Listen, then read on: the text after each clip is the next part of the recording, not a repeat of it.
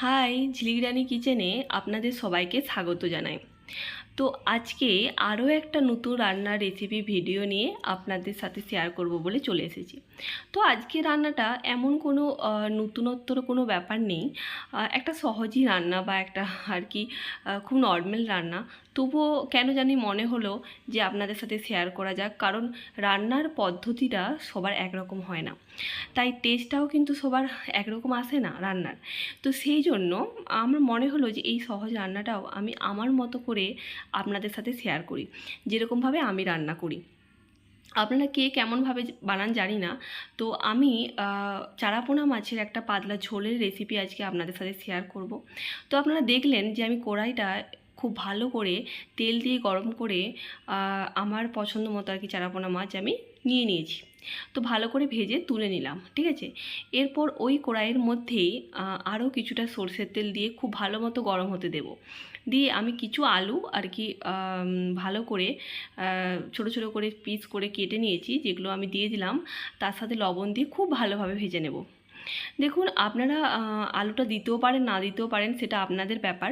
But আমার একটু মাছের ঝোলে আলু খেতে খুবই ভালো লাগে, সেই জন্য আমি আলু ব্যবহার করেছি। তো আমি এখানে দেখতেই পাচ্ছেন আলুটা একটু বেশি করেই দিয়েছি, কারণ মাছ বলুন বা চিকেন বলুন বা ডিম বলুন, আমার কিন্তু আলুটা খেতে একটু বেশি ভালোই লাগে।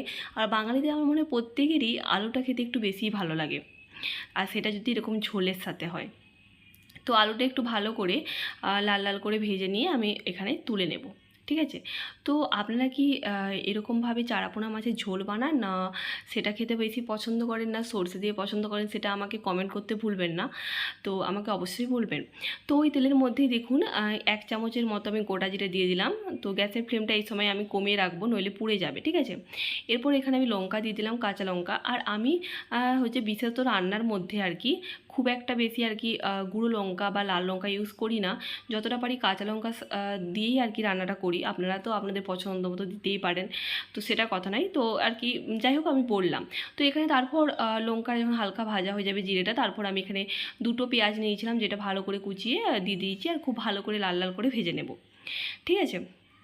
তো দেখুন, আপনারা অবশ্যই আমার রান্নাতে কমেন্ট করবেন, বলবেন যে কোনো ভুল ত্রুটি হচ্ছে কিনা বা আপনাদের ভালো লাগছে কিনা। লাইক করবেন, শেয়ার করবেন, ঠিক আছে, অবশ্যই। তাহলে কিন্তু আমারও খুব ভালো লাগবে। তো দেখুন, এরপর পেঁয়াজটা খুব ভালো করে ভেজে নেওয়ার পর এখানে আমি আদা রসুন আমি 1.5 চামচ করে নিয়েছি। মানে আদাটা একটু অল্প দিয়েছি, রসুনটা একটু বেশি দিয়েছি। দিয়ে ভালো করে আমি গ্রেটারের সাহায্যে গ্রেট করে নিয়েছিলাম, দিয়ে দিলাম। দেখুন, যে থেতো করে দিলে টেস্টটা একটু ভালো আসে। তো সব কিছু একসাথে পেস্ট করার থেকে আর কি। যাই হোক, ভালো করে আমি পেঁয়াজের সাথে এটাও ভালো করে ভেজে নেবো, যাতে আদা রসুনের কাঁচা গন্ধটা চলে যায়। গ্যাসের ফ্লেমটা মিডিয়ামে রেখে কমে রেখে ভালো করে ভেজে নেওয়ার পর এখানে একটা বড় সাইজের টমেটো আমি দিয়ে দিলাম, ঠিক আছে। তো মাছে একটু টমেটো দিলে একটু টক টক ভাব আসে। তো সেই জন্য আর কি খুব ভালো আর কি একটা স্বাদ আসে। সেই জন্য আমি এখানে টমেটো ইউজ করছি। টমেটো আপনারা বেশি পরিমাণে দিতে পারেন। টমেটোটা হালকা আর কি সাঁতলে নেওয়ার পর আমি এখানে দিয়ে দিলাম একটা মশলার পেস্ট, যেটা আমি বানিয়ে রেখেছিলাম। আর 1 চামচ জিরে গুঁড়ো, 1 চামচ ধনে গুঁড়ো, 1 চামচ হলুদ গুঁড়ো, ঠিক আছে। সব কিছু ভালো করে মশলাটা দিয়ে দেওয়ার পর আর কি গ্যাসের ফ্লেমটা মিডিয়ামে রেখে আমি আর কি রেখে দেবো 2 মিনিটের মতো, যাতে ভালো করে একটু মশলাটা কষানো হয়ে যায়।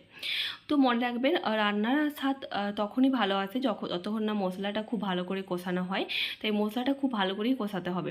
তো কিছুক্ষণ দেখুন আমি রাখার পর আমি আরও ভালো করে আর কি নাড়িয়ে দিচ্ছি সমস্ত কিছুটা, যাতে ভালো করে কষানো হয়ে যায়, এই মশলা থেকে তেল ছেড়ে দেয়, আর খুব ভালো করে মশলাটা ভাজা হয়ে যায়।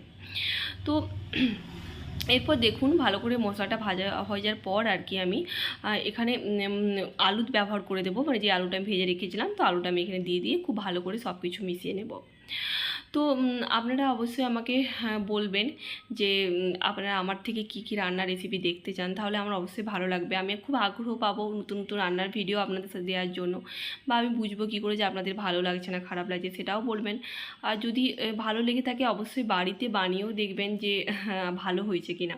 তো আলুটা দিয়ে খুব ভালো করে আর কি ফুটিয়ে নেব এখানে, দিয়ে আরও ঢাকা দিয়ে দেবো আমি 2 মিনিটের জন্য, ঠিক আছে, যাতে ভালো করে আলুর সাথে মশলাটা খুব ভালো করে কষানো হয়ে যায়। খুব ভালোভাবে দেখুন মশলাটায় যে তেল ছেড়েছে, বুঝতেই পারছেন মশলাটার সাথে আলুটা খুব ভালো করে কষানো হয়ে গেছে। তো আপনারা কেমনভাবে রান্না করেন, ঠিক আছে, বা সেটার থেকে মানে সেটাও আমাকে অবশ্যই কমেন্টে বলবেন যে আমি এই পদ্ধতিতে করি, লিখে জানাবেন, আমার খুব ভালো লাগবে। তো আর যদি আপনারা বানিয়ে বানিয়ে দেখেন আর কি রান্নাটা, তাহলে সেটাও আমার আর কি খুব ভালো লাগবে যে হ্যাঁ।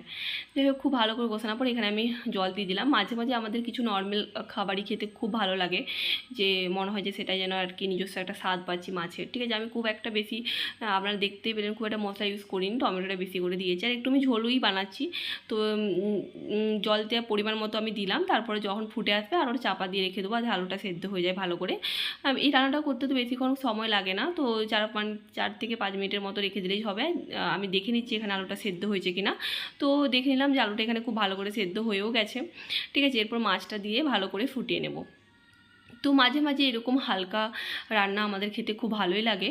তো আপনারা চাইলে এই জলটা, আর হ্যাঁ আমি জলটা এই পরিমাণেই রেখে দেবো, খুব একটা বেশি আর ফোটাবো না। মাছটা দেওয়ার পর 2 থেকে 3 মিনিট ফুটিয়ে চাপা দিয়ে রেখে দেওয়ার পরেই পরিবেশন করে নেব। তো কারণ কি, আলুটা যেহেতু দেওয়া আছে একটু পরে কিন্তু হচ্ছে অবশ্যই জলটা টেনে নেবে। ঠিক আছে, তাই এই গ্রেভিটা আপনারা যেটা দেখতে পাচ্ছেন সেটার থেকে অনেকটাই কমে আসবে। আপনারা যেরকম আর কি গ্রেভি রাখতে চান সেরকম জল দেবেন। ঠিক আছে, তো আমি এই পর্যায়ে কিন্তু ছেড়ে দেবো, চাপা দিয়ে রাখার পরেই আমি পরিবেশন করে দেবো মাছটা আর কি। 2 থেকে 3 মিনিট চাপা দিয়ে রাখার পরেই আমি কিছুক্ষণ রেখে পরিবেশন করে দেবো। তো আপনারা আমাকে বলবেন যে আপনাদের যদি রান্নাটা ভালো লেগে থাকে, অবশ্যই চ্যানেলটা লাইক করবেন, সাবস্ক্রাইব করবেন, কমেন্ট করতে অবশ্যই ভুলবেন না। ঠিক আছে, আর আমাকে অবশ্যই জানাবেন যে আপনাদের ভালো লেগেছে কি না। ঠিক আছে, তো কিছুক্ষণ রেখে দেওয়ার পরেই দেখবেন একটা অন্যরকম কালারও চলে এসেছে। ঠিক আছে, তো আবারও নতুন নতুন রান্নার রেসিপি ভিডিওর সাথে আপনাদের সাথে আমার দেখা হবে। ততক্ষণ আপনারা সবাই ভালো থাকবেন। নমস্কার।